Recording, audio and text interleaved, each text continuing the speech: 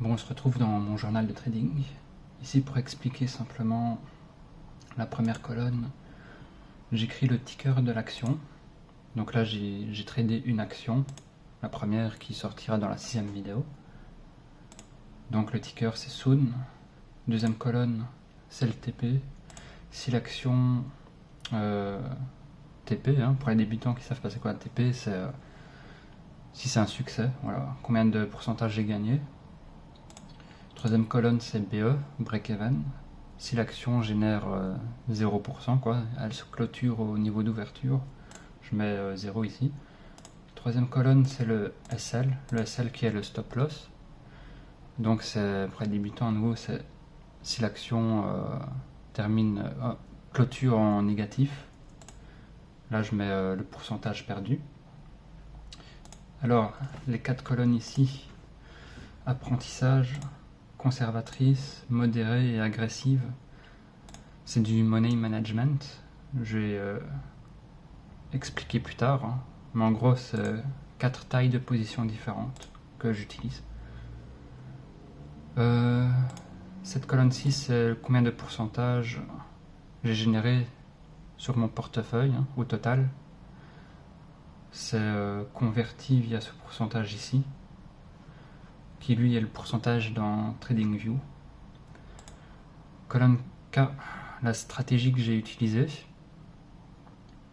Donc là, en l'occurrence, j'ai utilisé une stratégie de gap aussi, combinée avec des résultats.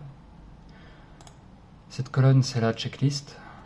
Je fais une checklist tout simplement avant de enclencher un trade, afin de connaître mes probabilités de succès. Cette colonne, la M, c'est le commentaire, mes ressentis à chaud tout simplement, pourquoi j'ai enclenché ce trade en fonction de la checklist en général. Alors, colonne suivante, la N, c'est le SL à nouveau. Pourquoi, le SL, c'est la clôture du trade. Pourquoi le trade a clôturé concrètement? Pourquoi ça a SL? Pourquoi ça a TP? Pourquoi ça a été en break-even? Qu'est-ce qui s'est passé pour que le trade se clôture? Est-ce que la stratégie a été respectée? Etc. Je note. Alors ici, date de début, c'est quand j'ai lancé le trade. Je note la date. Et ici, je note la date de fin, quand le trade s'est terminé. Et ça fait une durée moyenne de 10 jours. Alors je sais bien que du 8 du 5 au 21 du 5, ça fait pas 10. Parce qu'en trading, le samedi et le dimanche ne sont pas comptés. Donc c'est une semaine de 5 jours en fait. Alors pour revenir aux 4 colonnes ici, apprentissage, conservatrice, modérée et agressive, comme je l'avais dit, c'est du money management. Il faut aller dans l'onglet money management. Donc j'avais utilisé une position jaune, comme on le voit ici. Je vais expliquer. Donc premièrement, mon portefeuille est de 50 000 €, qui est du démo pour l'exemple. Donc ce portefeuille de 50 000 €, si je le trade avec une position dite conservatrice, ça représente 10%. Donc je trade avec 10% de mon portefeuille en gros. Donc 10% de 50 000 €, c'est 5 000 €. Donc si dans TradingView, je me prends un stop loss de 3% sur une position dite conservatrice, ça fait que je perds 150 € seulement, ce qui représente 0,3% de mon portefeuille global de 50 000 €. Donc là, on comprend que j'ai une gestion du risque qui est vraiment très minutieuse. Il y a un money management qui est mis en place, très rigoureux. Donc par la suite, ici, j'ai un rendement de probabilité de succès. Ça, on y reviendra plus tard dans d'autres vidéos. Mais ça fait un calcul, en gros, ça cherche mes probabilités de succès par trade. Si après, par exemple, 50 trades, j'ai une probabilité de succès de 50%, enfin même pas de 40%, et que j'ai à l'année 200 trades, ça fait une probabilité de... Non, ça fait 40% de rendement à l'année sur mon capital de 50 000 €. Donc 40% qui n'est vraiment pas négligeable, hein. C'est une performance qui est très exceptionnelle. Pour rappel, en bourse, c'est 8 à 12% à l'année. Là, je générerais 40% à l'année avec 40% de probabilité de succès sur 200 trades. En gros. Voilà, je ne vais pas en faire davantage dans les explications.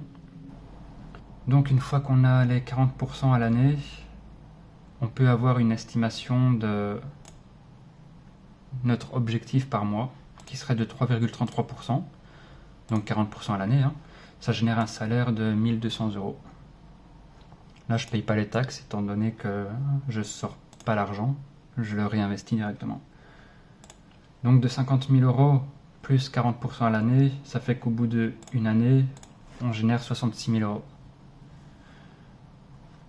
Si vous souhaitez après un an, enfin si je souhaite sortir mon argent, je paye 22% de taxes, ce qui fait que mes taxes sont appliquées après un an et un mois. On passe de 66 000 € à 53 000 €. Et à partir de là, on régénère à nouveau 40%. Et on passe à 71 000 €.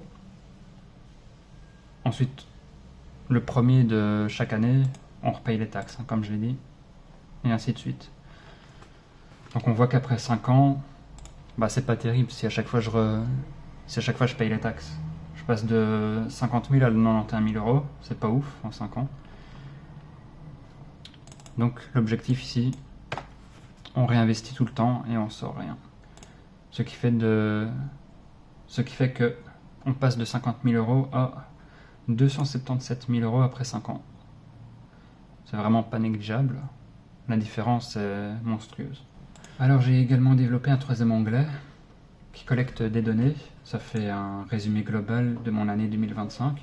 Mes gains nets, mon rendement en pourcentage, mes probabilités de succès, mon payoff ratio, l'expectancy, les gains moyens, les pertes moyennes, le nombre de trades gagnants, le nombre de trades perdants, la durée moyenne des trades, le take profit, le stop loss, ainsi que le nombre de trades à l'année. Donc par exemple pour la stratégie numéro 1, gap haussier plus résultat, on a nos gains nets de cette stratégie en question, les rendements de cette stratégie, les probabilités de succès de cette stratégie en question, et ainsi de suite. Donc là, concrètement, on filtre les données de chacune de mes stratégies pour savoir laquelle est la plus rentable, laquelle il faut améliorer, laquelle il faut jeter. Comme énoncé précédemment, mon journal de trading est vraiment pratiquement automatisé.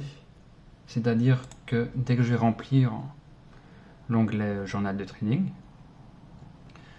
en fait, la data ici va automatiquement comprendre comment je le remplis, quelle stratégie j'ai utilisée, quels ont été mes gains nets, quels ont été mes rendements moyens, quelles ont été mes probabilités de succès, quel a été le payoff ratio sur chacun de mes trades de la stratégie en question, leur expectancy, leur gain moyen, leur perte moyenne, combien j'ai eu de nombre de trades gagnants et perdants et leur durée moyenne en question.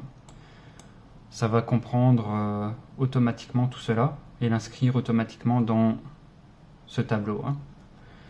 Ensuite, via ce tableau, c'est reporté dans le tableau du dessus pour l'année 2025. Là, ça fait automatiquement également un résumé global de tous mes trades de 2025. Vraiment, c'est 100% automatique. Une fois qu'on a notre résumé global de notre année ici, 2025, ce qui va être intéressant, vraiment très intéressant, c'est de retourner dans le Money Management, ici, qu'on a vu au début.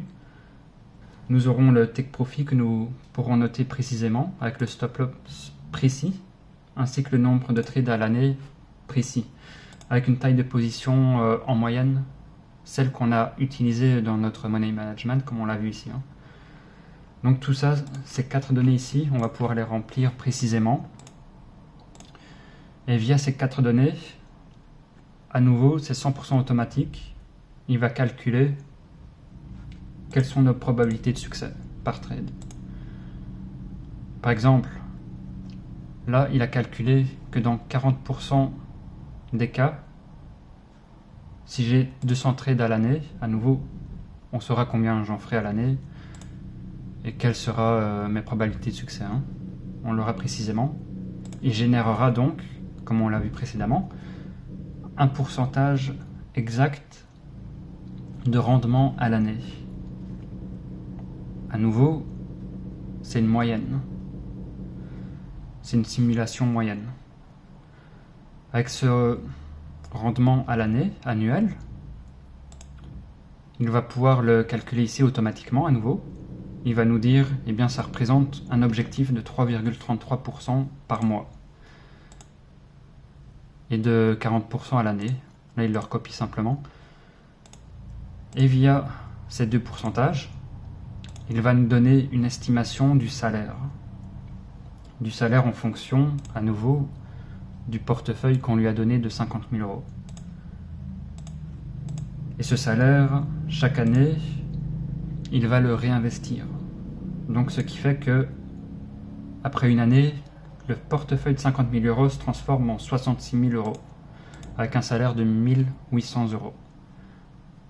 Il fait tout ça automatiquement. Donc comme on l'a vu, on peut jouer avec les taxes, on peut jouer avec vos charges mensuelles. Vos charges mensuelles qui seront décomptées chaque mois par contre. Dans le cas où vous utilisez vos investissements, enfin ce portefeuille de 50 000 euros pour payer votre logement, loyer, etc. Donc vous notez ici.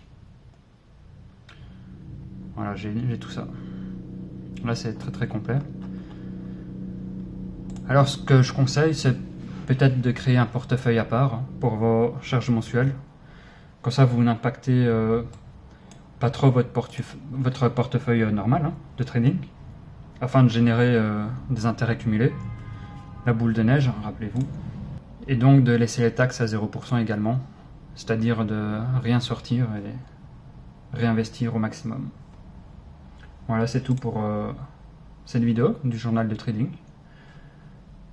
Donc à savoir que je vais le remplir petit à petit, je vais essayer de rattraper le retard, essayer de mettre probablement 3 vidéos par jour de mes trades. Comme j'ai 3 mois de retard, peut-être que fin août, le retard sera rattrapé, on sera synchronisé en temps réel. Voilà, on se dit à la prochaine vidéo, ciao.